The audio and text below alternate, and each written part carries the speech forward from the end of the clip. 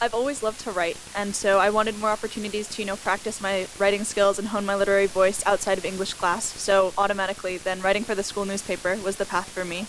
And I also was hoping to hone my public speaking skills, and I knew that as a journalist, I'd have the opportunity to meet new people, and speak up, interview others.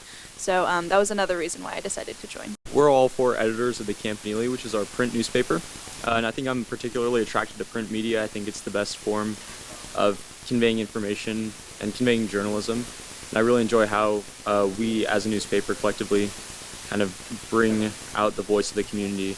I think as a journalist, the best thing that we can do is kind of give people a voice when they don't have one, or give voice to an issue.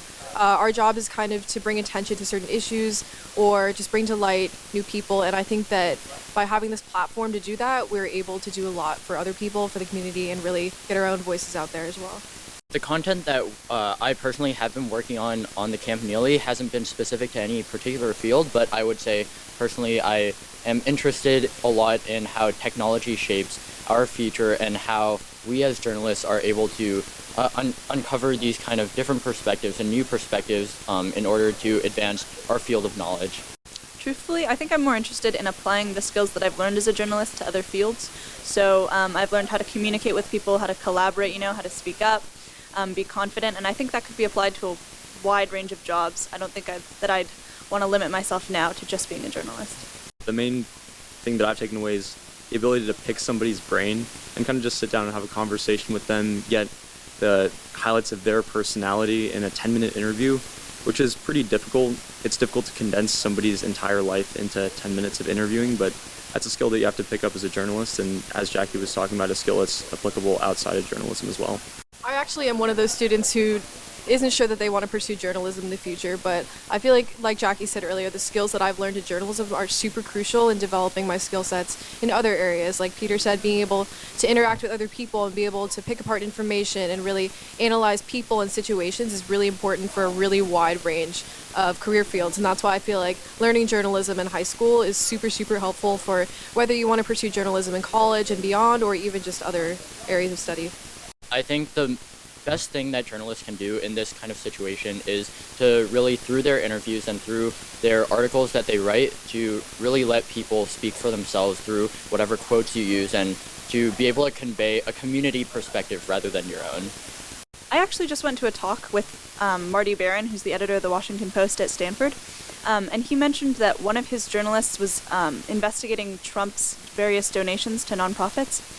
And so the journalist posted on Twitter, does anyone know if Trump has donated to these organizations? So he reached out to the community and saw if a bunch of other people knew anything about it. So I think that when wielded correctly, then technology could only strengthen journalism. I think unbiased journalism is really hard to come by these days, and it's something that has a very high price to it. A lot of nationally syndicated publications will give you biased journalism because that's what makes money, but I think getting to the heart of it and just getting that pure, completely neutral stance is what you should be trying to do as a journalist. I think that goes back again to bias in journalism, just because if you are persuading someone that it's not so much a journalistic piece as it is an opinion, but I feel like in certain cases it is necessary to have persuasion, because when you are reaching out to such a broad community, whether it's a local community or even a global community, if there's an issue at hand or a national crisis, say, and there are certain things that need to be done, journalists kind of provide that voice of reason or of activism to the people, and that's kind of where freedom of speech all ties in, I believe.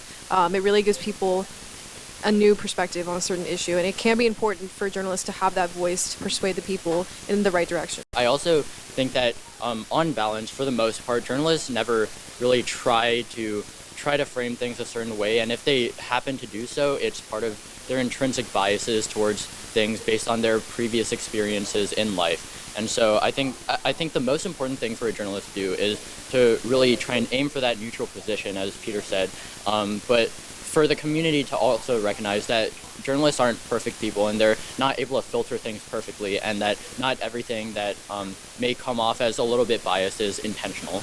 In this journalism program as a whole, everyone is kind of left to their own devices in the sense that they have a lot of creative freedom, a lot of artistic freedom, a lot of freedom as writers.